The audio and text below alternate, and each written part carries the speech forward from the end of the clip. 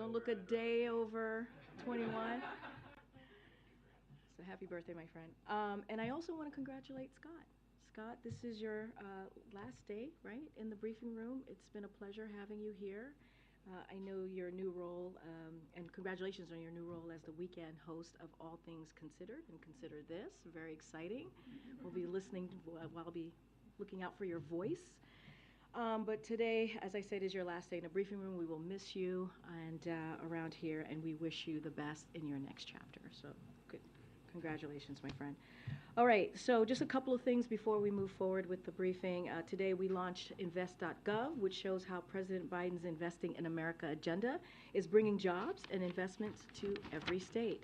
Invest.gov features an interactive map that shows the $470 billion and counting in private sector investments in manufacturing and clean energy mobilized by the president's agenda. It also shows the 32,000 infrastructure projects announced or underway thanks to the president's bipartisan infrastructure law.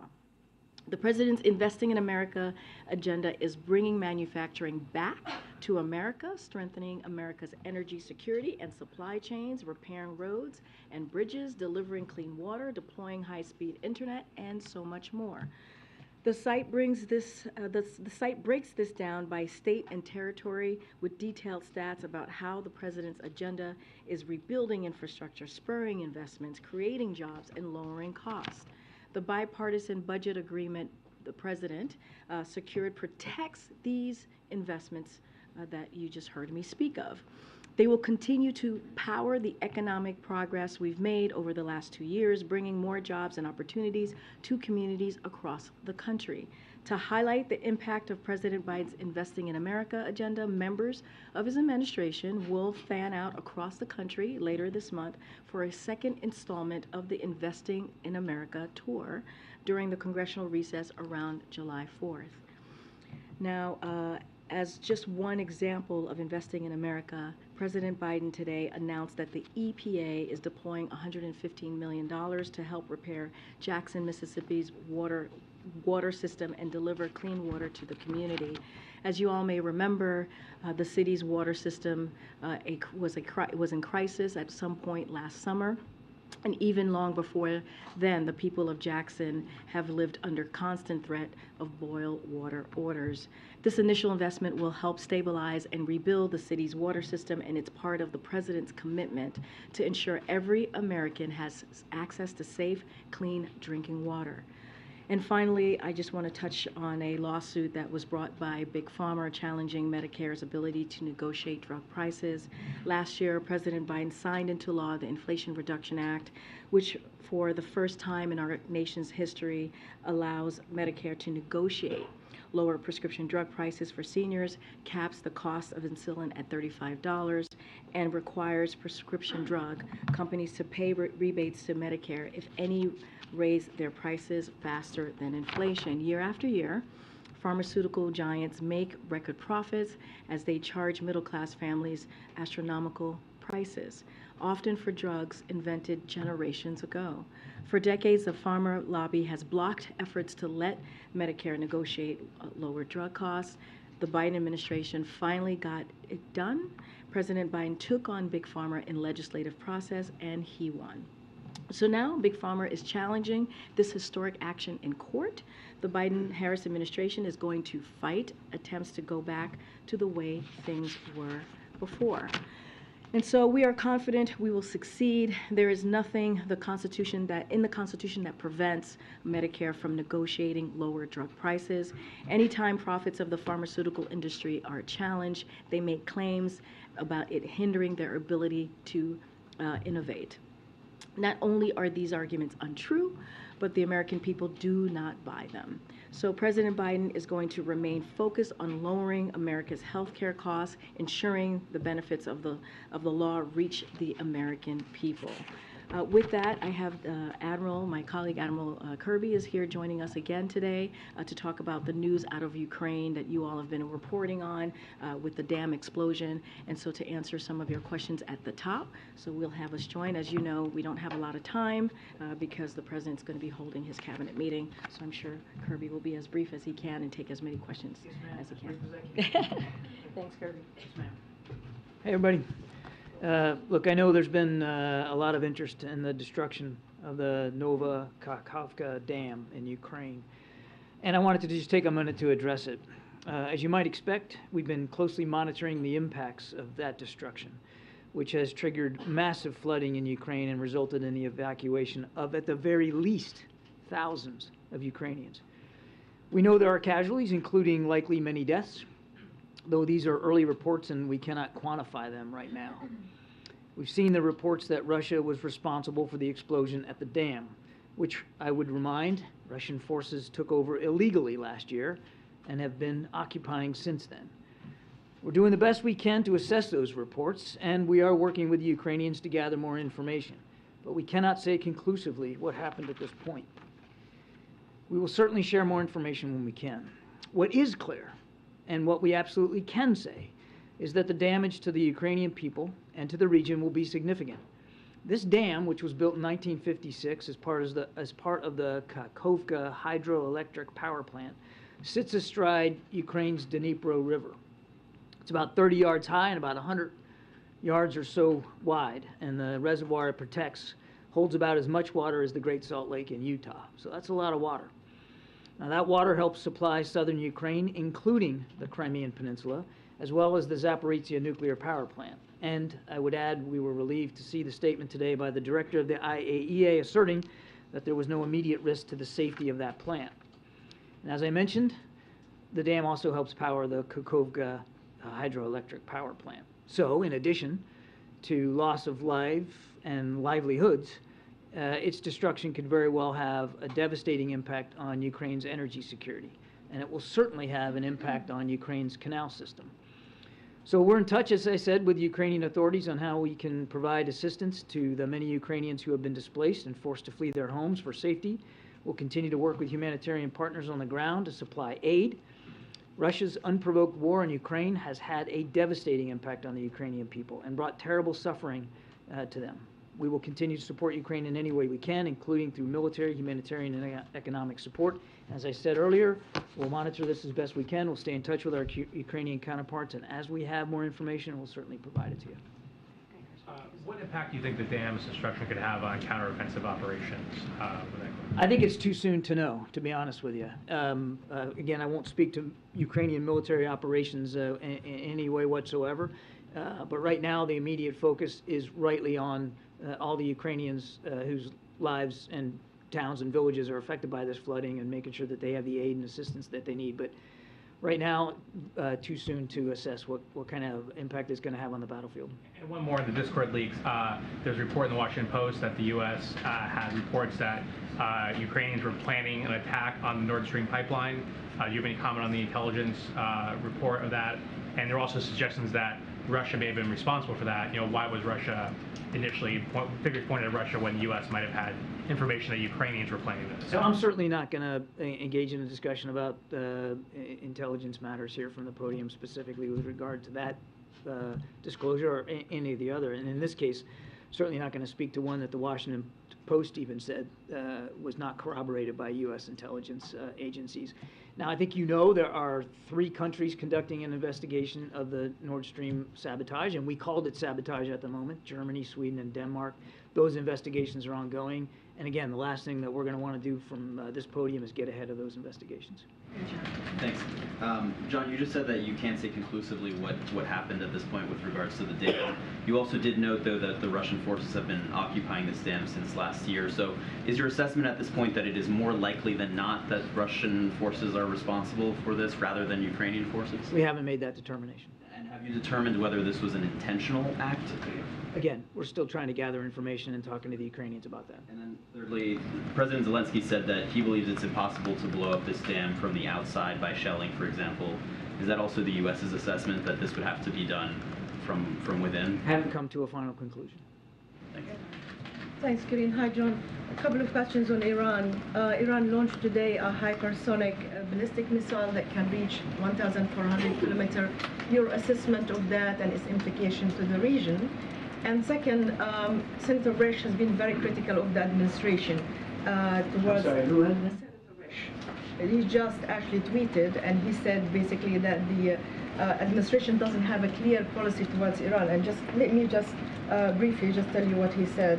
He said the Biden administration has been, quote, flat-footed and has failed to articulate a broader Iran strategy, and he's referring to the expiration of the ballistic missile at the UN in October. So how do you... I wonder if he's talked to the Iranians about that, because I don't think that they would respond that we've been flat-footed. I think if anything, the Biden administration has been very clear, very concise, and very firm on pushing back on Iran's destabilizing activities in the region, to include the development of an improving ballistic missile program. I'm not going to talk about these specific reports of this alleged hypersonic missile, but we have laid down very clear sanctions and other activities to push back on what Iran's doing in the region, again, to include their ballistic missile program. So I would not assess that the Iranians would say we've been flat-footed or ignorant of what they're doing in the region. Thanks, Kirby. You mentioned that we're going to evaluate how we can assist Ukraine after the attack on the dam.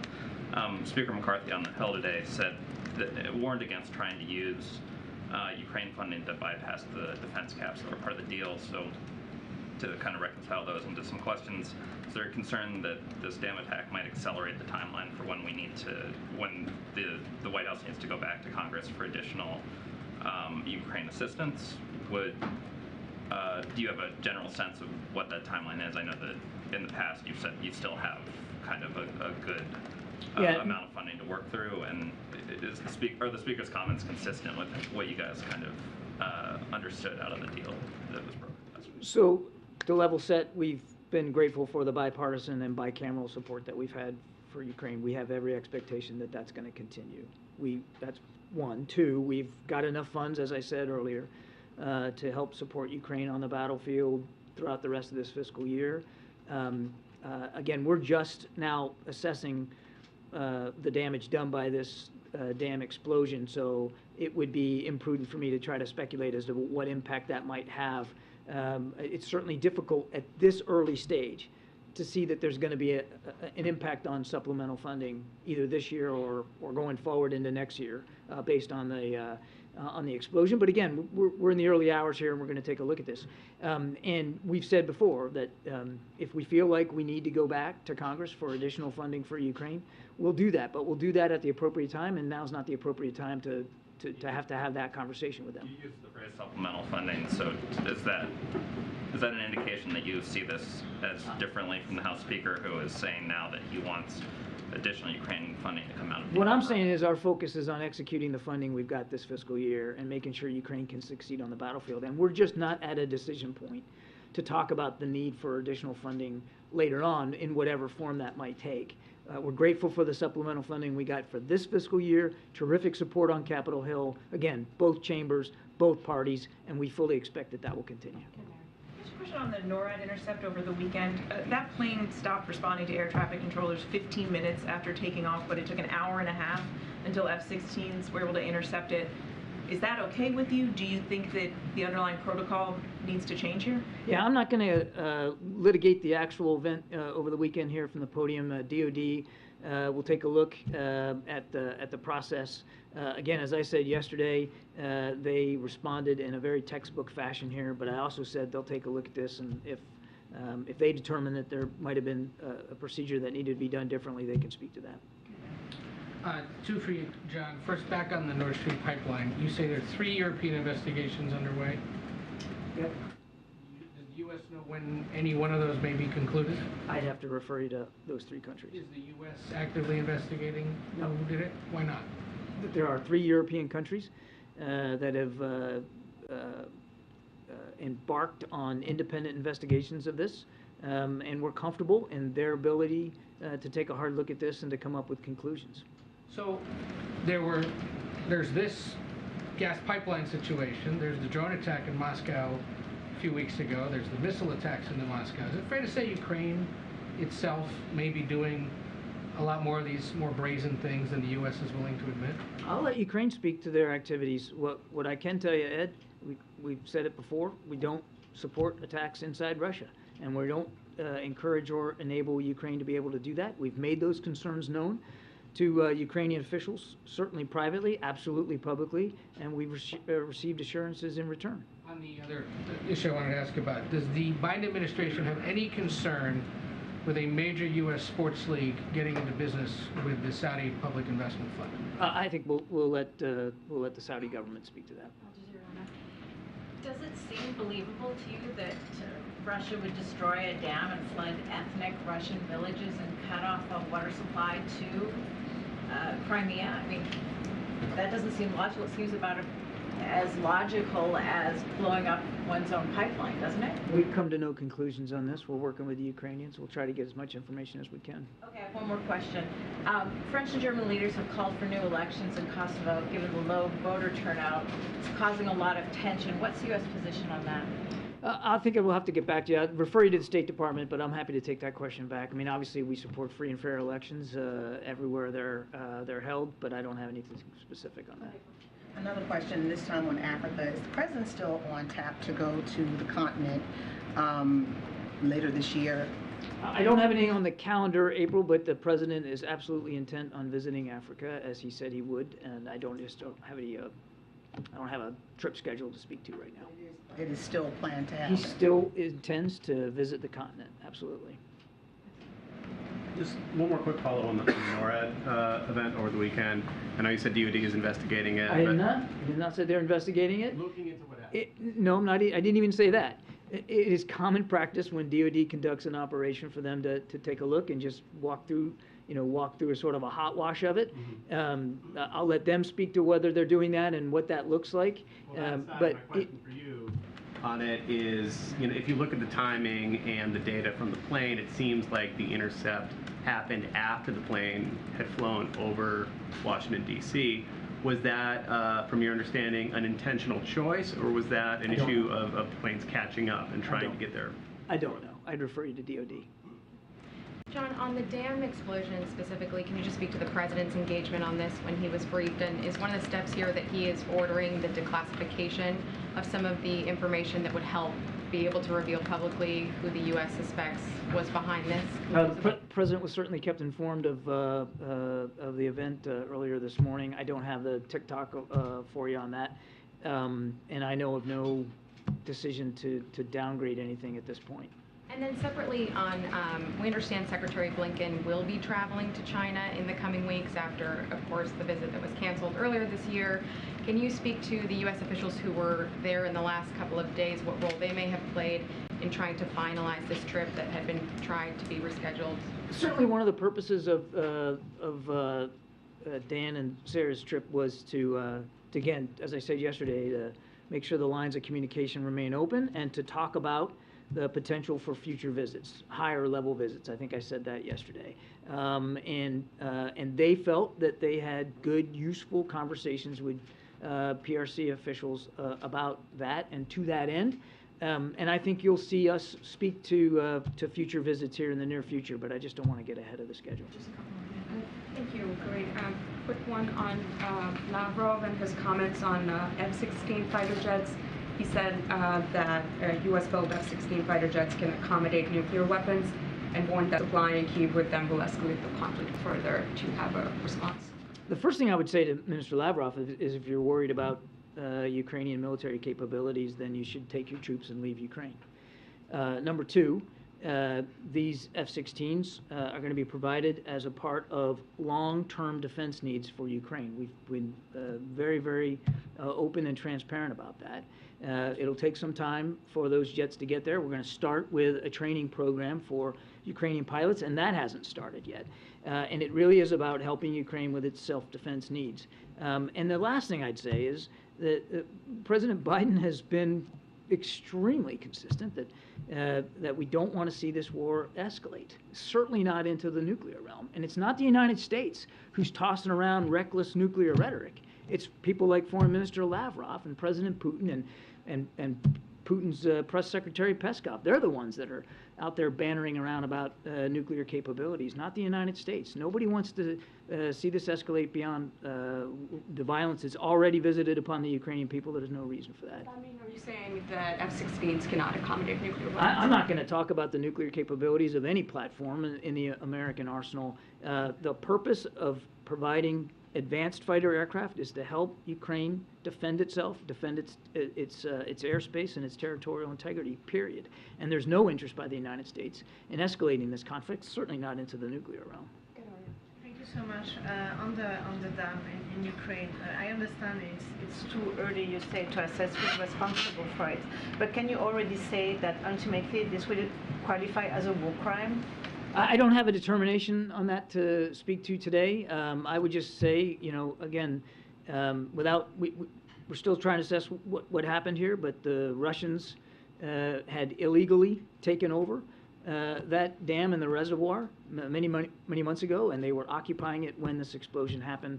And it's very clear that the deliberate destruction of civilian infrastructure is not allowed by the laws of war, and in the additional protocol to the Geneva Convention that the Russians have themselves signed, the destruction of civilian infrastructure, such as dams, and dams are clearly articulated in there, are violations of that code. But again, we haven't made a decision. We're still talking to the Ukrainians about this. Yeah, thank you. Excuse me. Did your previous response to Ed's question on the Gulf leaks mean that the White House has no position on today's announced merger between? I don't have anything to say about that today. No I have no comment on that today. I was going to ask that. Great. So, but also Save me the breath. Moments ago, you reiterated the administration position that you do not support attacks inside of Russia. I'm wondering if the administration has communicated that there would be any potential consequences to Ukraine if attacks like that do continue. For instance, have you made military aid conditional on preventing some of those attacks, or is Russia on the hook here because this is an illegal invasion? Well, as I said earlier, if Russia's concerned about Ukrainian military capabilities, the best thing that they can do would be to leave Ukraine. We have made our concerns about strikes inside Russia very clear to Ukrainian officials. They've acknowledged that we have, and they have assured us that they won't use U.S.-made equipment to strike inside Russia. We don't want to see the war escalate, and there's no apologies for that. But I won't go into detail about the private discussions that we're having with Ukrainians. So you can't tell us whether or not, other than expressing you don't want an escalation, you can't tell us if there's any conditional... Oh, this is the repercussions. Look, I mean, I think just take a look at everything we've done in the last 15 months, and I guarantee you're going to see additional security assistance packages in coming days and weeks. We're going to continue to make sure that Ukraine can succeed on the battlefield, as President Biden has said, for as long as it takes. John, yesterday when the Danish Prime Minister was here, you reiterated that the President is not yet settled on a candidate to be the next Secretary General of NATO. But you also went out of your way to praise Secretary General Stoltenberg and the job that he's done. Does the President, by chance, want the Secretary General to extend his term another year, given everything that's going on in Europe? The Secretary General has done a superb job, and particularly at an unbelievably critical time in history, particularly on the European continent. But the President has not settled on a candidate as the next Secretary General, and I just won't get ahead of his decision making. The President has made no decisions with respect to the position of the NATO Secretary General. But he's not pressuring Secretary General Stoltenberg. He's made no decisions, one way whatsoever. Is there a timeline for figuring that out? The NATO summit is in July. Is it important for, when all the leaders come together, for there to be some clarity on? I think we all know. I mean, the timeline's really driven more by the Secretary General's tenure, which obviously this latest extension is coming to a close, and so that's going to be driving the discussions inside the alliance. But President hasn't made a decision one way or the other.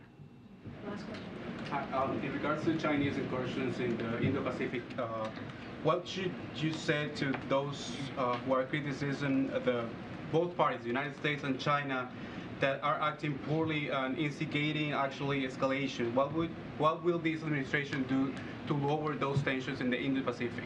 Well, we've been talking about it now for 2 days, trying to keep the lines of communication open, having a visit to Beijing just this week to see if we can't get more transparency and get more communication open, including through the military to military lanes.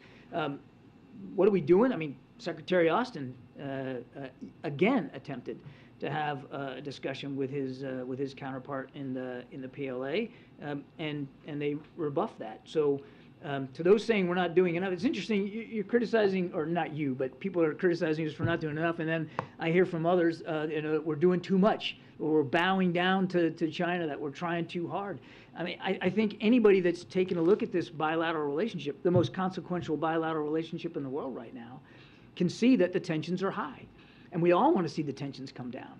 And the president believes that the best way to do that is through diplomacy. And it boggles my mind that anybody anywhere would think, A, that we're not engaging in diplomacy, and B, that diplomacy and the use of it and the attempt at dialogue and diplomacy is somehow weakness. It just absolutely boggles my mind. We're working on this very, very hard, and the president's confident that we'll be able to get back to the spirit of Bali between the PRC and the United States. Thanks, everybody. Mauritius, come on. All right. Got away with it today. Mauritius. Okay. Go ahead, Chris. So I obviously know that John didn't have any comments on the Gulf merger, but I want to see if you had any comments on that. The White House concerns about Saudi's human rights record. Now you have a merger between an American PGA and the Saudi-backed Libtor. What are the feelings on that? Look, I'm going to be in line with my NSC colleague and say the same. I'm not going to be commenting on that particular merger, so we don't have anything to share at this time.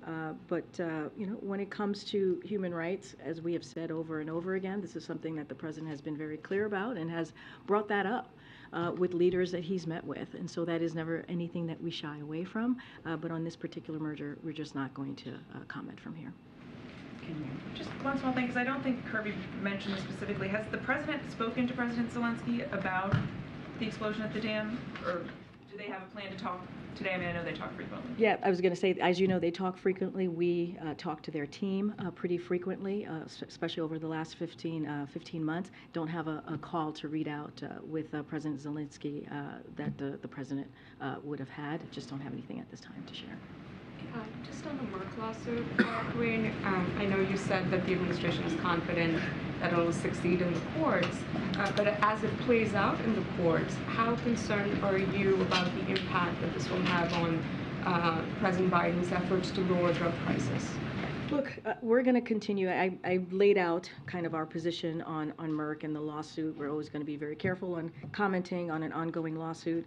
But I will say that we're going to continue. It's not going to stop the president from continuing to lower prices for Americans, especially health care costs, as we've seen him do with the Inflation Reduction Act, which is a historic piece of legislation as we talk about, making sure that we are lowering costs for Americans, making sure that insulin's at $35. That's something that came out for seniors. That's something that came out of that piece of legislation. So we are just going to continue to do the work. That's something that the president has made when it comes to lowering costs. His number one priority as in economic policy is to do just that. So we're going to let the lawsuit and that process go and continue, but we feel very confident, and we're going to continue doing our work here. Preparing for more litigation filings by the end of this year? Well, I'm certainly not going to get ahead of what DOJ might be doing, not going to get into hypotheticals from here, but what we can say is that we are confident, and we're certainly going to continue to do the work that we have been doing the last 2 years, that the president has been doing the last 2 years to lower costs for Americans and American families, and you've seen that. We have actually executed on doing that. The president has with the historic pieces of legislation that we've gotten done. Okay. Thanks, Karine. Merck says that the Medicare drug price negotiation provision is going to hurt their ability to invest in developing new drugs. Are you guys confident that this will not have that impact, and if not, why not? So look, I mean, for a long time, pharma lobbyists has blocked efforts to let Medicare negotiate lower drug costs. And why is that, right? That is a question for them. Why would they block something that is actually going to help Americans? That is actually going to, and I had mentioned at the top, some of these drugs are decades old.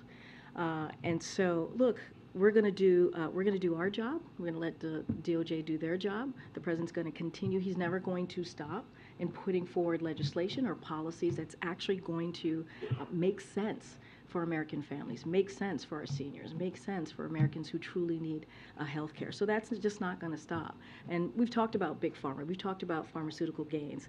We've talked about the record profits that they're able to get.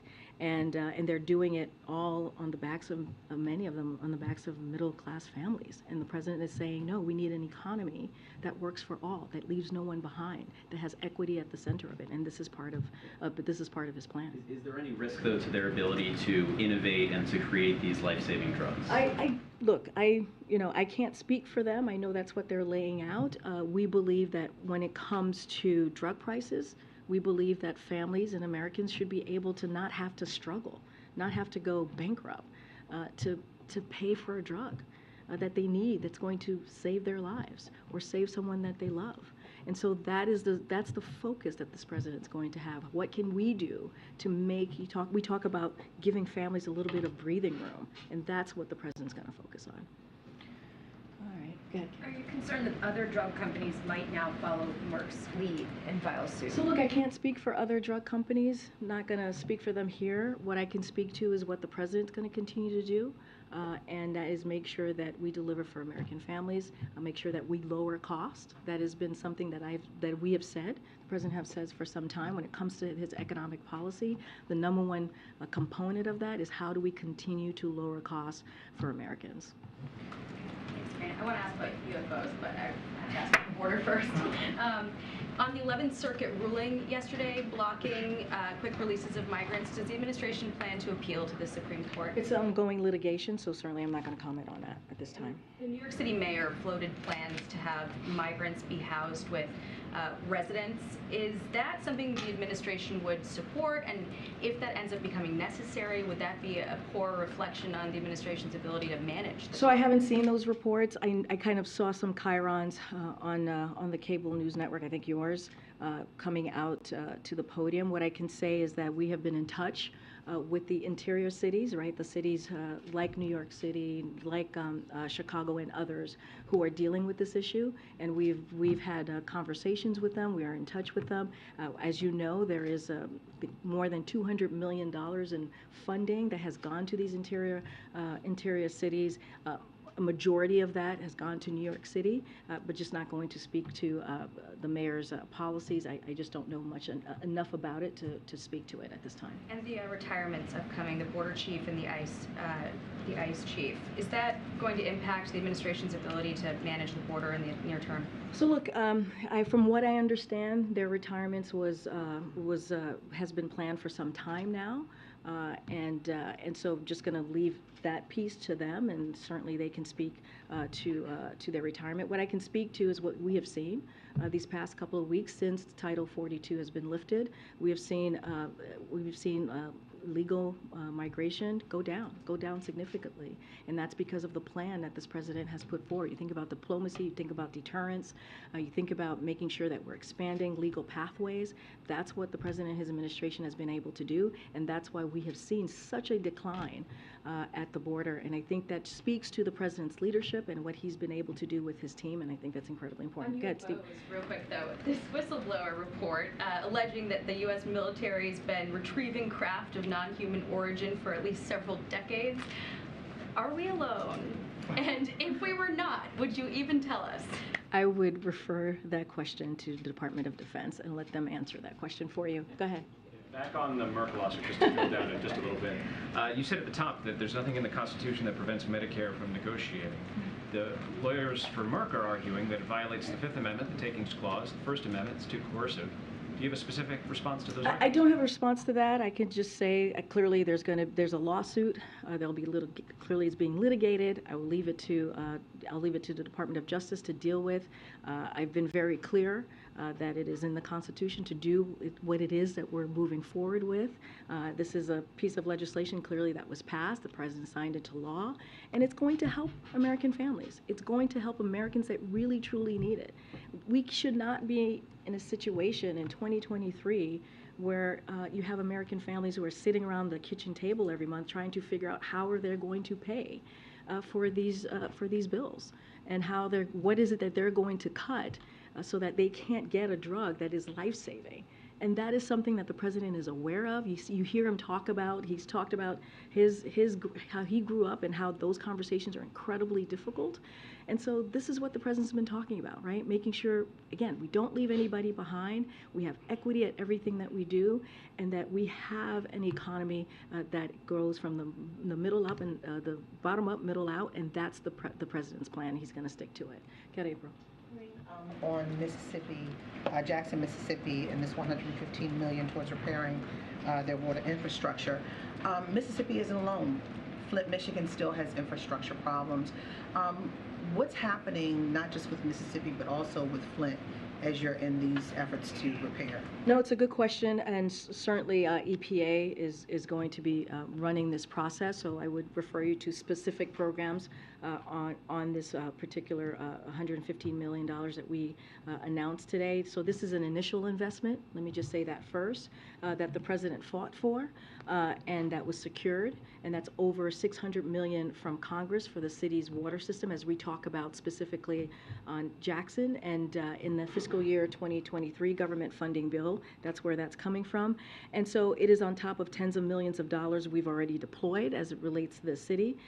And let's not forget, this is through the president's bipartisan infrastructure law, and also the American Rescue Plan. So because of these two pieces of historic legislation, one was bipartisan, one was the American Rescue Plan was just by Democrats who pushed that along, and the president's first major piece of legislation, they're going to help cities like Flint. It's going to help, as I just mentioned, Jackson. And so this is really important, right? As we talk about how we're moving forward as a country, our economic system, how we're going to make sure that we take care of areas like this that have been left behind, that has not have had any really much investment to deal with the water situation that they're having to deal with. This is why it's so important that we have the infrastructure law. It's why we're so important that we're able to get the American Rescue Plan. As it relates to Flint, I would refer you to the EPA. Well, they have more information and how these two pieces of historic legislation are going to be deployed and helped in Flint.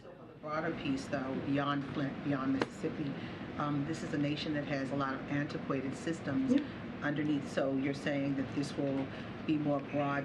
Oh, absolutely. Yeah. I think that's why, again, that's why the bipartisan infrastructure law is so critical, because it is meant to more broadly deal with communities just like this and other communities as well, as they deal with, as they deal with the water system, as they deal with, broken roads, as they deal with trying to fix, their bridges, all of the things that is so important. Let's not forget, this is a president who has said, when it comes to his infrastructure bill that is now law, clearly it's about the decade, right? Infrastructure for a decade.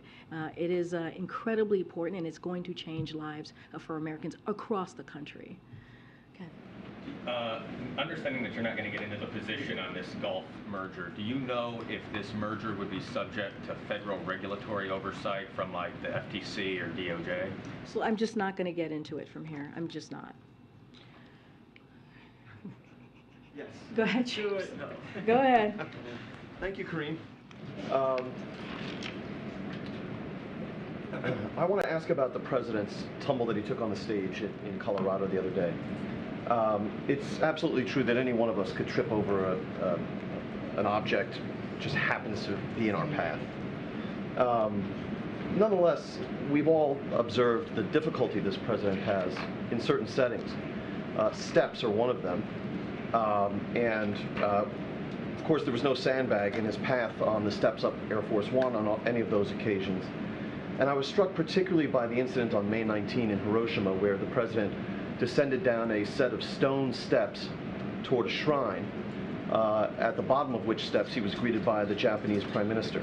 And if you look at that footage, the president slipped and caught himself on those steps. And as he greeted the Prime Minister, you could even see on the President's face pursed lips as if to say this was a close one.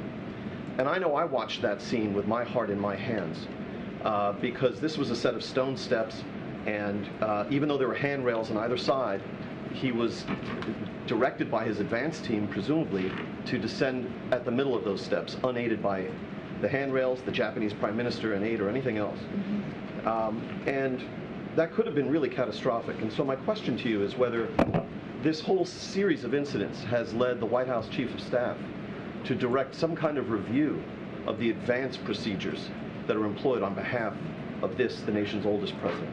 So let me say you've paid a lot of attention to that particular situation. I actually did not see that. I was with him in Hiroshima, so this is something that I was not aware of, so I can't speak to that particular moment. You know, here's what I will say. This is a president, you know, that has had an incredibly impressive first 2 years. When you think about what he's been able to get done, when you think about the record historic pieces of legislation that are now into law, I just went into it with the different pieces of legislation that's actually going to make a difference and change Americans' lives, Americans who truly need it. And that's, I think, is what the American people are looking for. They're looking for someone that can actually deliver like the president has done.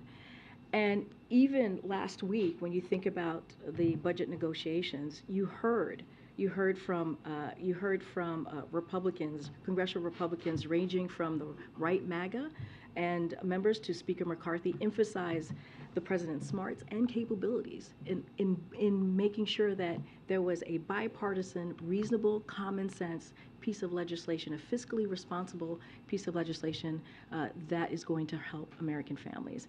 And so you see him again and again and again over the past few years deliver, whether it's 2020, where people underestimated him and he got that done, whether it's 2022, again, when people underestimated, got that done, whether it's this budget agreement, he got that done. And I think that is the most important thing that the Americans are going to care about and that Americans are going to look to. And so I will leave that there. Sort of looking at, I'm asking well, a specific question. Isn't that what it's important? As a reporter, don't you think it's important what Americans care about? But my question was... I'm just saying that is something that Americans want. Isn't that not true, that they have a leader that's going to deliver for them? Your proposition may or may not be true, but it's not responsive to my question. I think it's very true. You're asking, no, I know what your question is. You're asking me if we're going to change anything from here, if the Chief of Staff has asked for to change anything from here. And here's the thing. We are not. Things happen. Other presidents have had similar situations, as you know, and I'm sure you reported on the last president who's had a similar situation. And so look, things happen. This is a president that delivers and will continue to deliver for the American people, and that's what he cares about. I'll see you guys tomorrow. Thank you. You have to stop the dissemination.